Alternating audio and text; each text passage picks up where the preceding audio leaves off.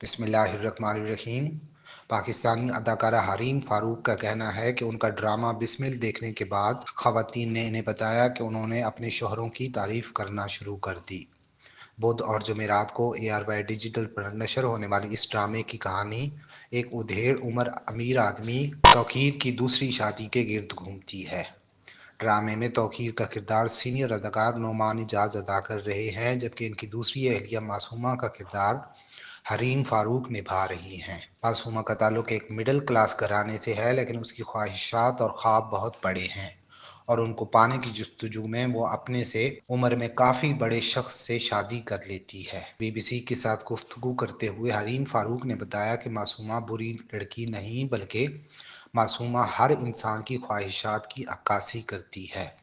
وہ جو کرتی ہے اپنی معصومیت میں کرتی ہے۔ پہلے میں نے اسے بھی کافی تنقیدی نگاہ سے دیکھا، مگر پھر مجھے اس کے کردار کے ساتھ ہمدردی محسوس ہونے لگی۔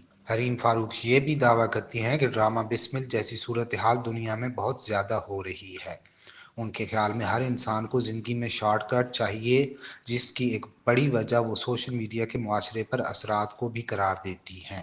سوشل میڈیا پر دوسروں کی زندگیاں دیکھ کر اپنی زندگی بری لگنا شروع ہو جاتی ہے۔ اس دوران ہم یہ بھول جاتے ہیں کہ ہم اپنا کتنا نقصان کر رہے ہیں۔